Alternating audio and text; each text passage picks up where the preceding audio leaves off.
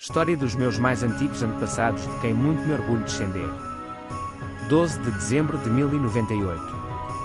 Primeira Cruzada, cerco de Marathonman, cruzados liderados por Bohemundo de Hauteville, primeiro príncipe de Antioquia, príncipe de Taranto, meu 31º avô, 4 vezes meu avô, rompem as muralhas e conquistam a cidade de Marathonman, no noroeste da Síria, expulsando os muçulmanos. Bohemundo de Hauteville, primeiro príncipe de Antioquia, príncipe de Taranto, nasceu em 1080 e morreu a 3 de março de 1111. Era filho de Roberto Guiscardo de Hauteville, duque de Apulia, Calabria e Sicília, e de Alverada de Buonalbergo, neto paterno de Tancredo de Hauteville e de Fredezenda da Normandia, filha de Ricardo I, duque da Normandia e de Gonora de Crépon, princesa da Dinamarca. Bohemundo de Hauteville, príncipe de Taranto, foi o primeiro príncipe de Antioquia e um dos líderes da Primeira Cruzada. Era o primogênito de Roberto Guiscardo de Hauteville, duque de Apulia, Calabria e Sicília, com a sua primeira esposa Alverada de Buonalbergo. Foi batizado com o prenome de Marco, mas passaria a ser chamado Bohemundo pelo seu pai. Títulos nobiliárquicos. O título de príncipe de Taranto não terá sido usado por Bohemundo durante a sua vida, mas sim criado por Rogério II da Sicília, em 1132. Foi concedido retroativamente a Bohemundo em 1153, como Antiocenos et Tarentinus Princeps, príncipe de Antioquia e Taranto, no Códice Diplomático Barese, e depois vulgarmente denominado de Princeps Tarentinus, príncipe de Taranto. Durante a sua vida, Bohemundo assinava documentos simplesmente como Roberto do Cis Filius, filho do duque Roberto, até à tomada de Antioquia. O seu filho e sucessor Bohemundo II, príncipe de Antioquia, referia-se ao pai como Magnus Bohemundus, que pode ser lido como Bohemundo o Grande, devido à sua enorme estatura física ou aos seus feitos guerreiros, ou como Bohemundo o Velho, talvez para se diferenciar do filho, supostamente o Novo. Por fim, devido à disputa que Bohemundo de Hauteville teve com o irmão, e com a subsequente diminuição do Ducado de Apulia, foi chamado de Duque da Apulia, Dux Apuliae, por alguns cronistas. Mas o título mais frequentemente usado durante a sua vida teria sido Príncipe de Antioquia. A Primeira Cruzada. Em 1096, Bohemundo acompanhava o tio Rogério I da Sicília no ataque à cidade de Amalfi, que se revoltara contra Rogério Borsa. Grupos de cruzados começaram a passar, atravessando a Península Itálica a caminho de Constantinopla. Motivado, Bohemundo viu aqui uma oportunidade de criar um principado seu no Oriente. O cronista Godofredo Malaterra do século XI afirma claramente que Bohemundo tomou a cruz apenas com a intenção de conquistar terras gregas. O príncipe de Taranto organizou um exército normando, talvez um dos melhores da hoste cruzada. Atravessou o mar Adriático e entrou em Constantinopla pela rota que já antes tinha tentado seguir de 1082 a 1084. Teve o cuidado de observar a estratégia política de Aleixo I Comneno, quando chegou a Constantinopla em abril de 1097, prestou homenagem ao imperador. Este exigira aos líderes da cruzada o juramento de lhe entregarem as terras reconquistadas aos muçulmanos. É possível que Bohemundo tivesse negociado com Aleixo sobre um principado em Antioquia. Se o fez, não terá sido encorajado pelo bizantino. De Constantinopla a Antioquia, Bohemundo de Hauteville foi provavelmente o principal líder da Primeira Cruzada. É de realçar que, sob a sua liderança, a Primeira Cruzada conseguiu atravessar a Ásia Menor, ao contrário das cruzadas subsequentes de 1101, 1147 e 1189, que falhariam. Homem político, Bohemundo de Hauteville usou o entusiasmo dos cruzados para os seus próprios fins. Quando o seu sobrinho Tancredo se separou do exército principal em Heracleia Sibistra, atual cidade de Arli, Turquia, para tentar estabelecer um entreposto cruzado na Cilícia, o que ajudaria Balduíno de Bolonha a fundar o condado de Edessa, a sua manobra pode ter tido já uma intenção de preparação para a criação do principado do seu tio. Bohemundo de Hauteville tornou-se um dos mais importantes líderes cruzados. No cerco de Antioquia jogou muito bem as suas cartas e, por fim, assumiu o controle exclusivo da cidade, que não entregou a Bizâncio como tinha prometido, mas manteve-a para si. Príncipe de Antioquia. Enquanto Jerusalém era tomada pelo resto do exército cruzado, Bohemundo de Hauteville consolidou o seu poder.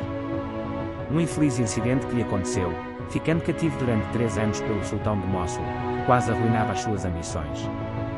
No entanto, ele vingou-se quando, em 1105, depois de destruir o exército do sultão em Harran, negociou a rendição de Alepo, tornando-se após a anexação, o mais poderoso príncipe cristão do Levante. Isto dificultou desde então as suas relações com Balduíno II de Edessa, seu aliado em Harran, que constatou que Bohemundo de Hauteville conquistara uma grande cidade só para si. Família e descendência.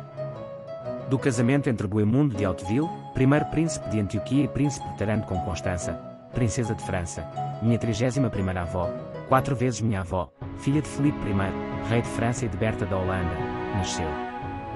Bohemundo II de Hauteville, príncipe de Antioquia, casou com Alice de Rethel, meus 30 avós, 4 vezes meus avós. O cerco de Marath-Numan, segundo a narrativa do cronista curdo sunita, Ali ibn al-Athir.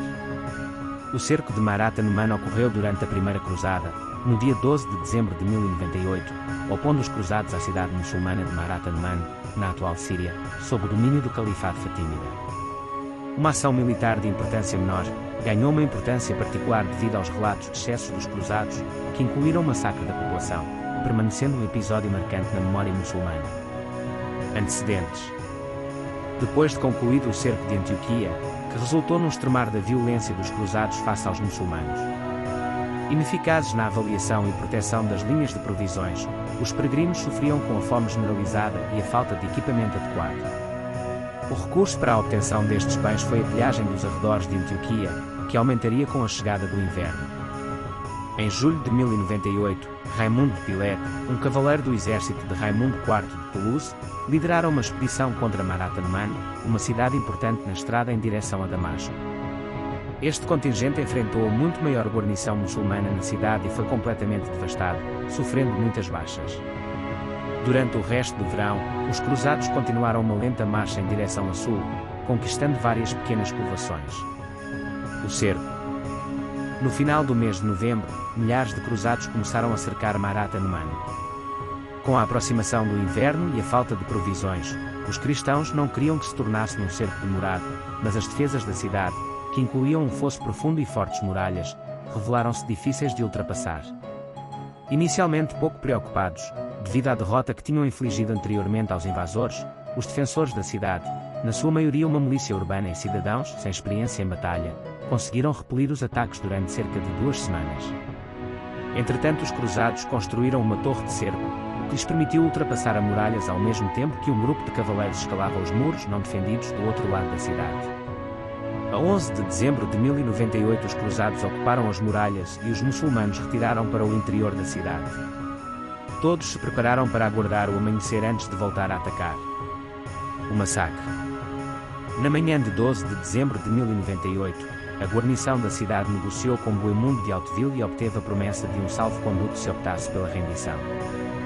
Mas quando acabaram por se render, os cruzados imediatamente iniciaram o ataque da população. O número de vítimas foi muito elevado, segundo o cronista curdo sunita Ali ibn al-Athir.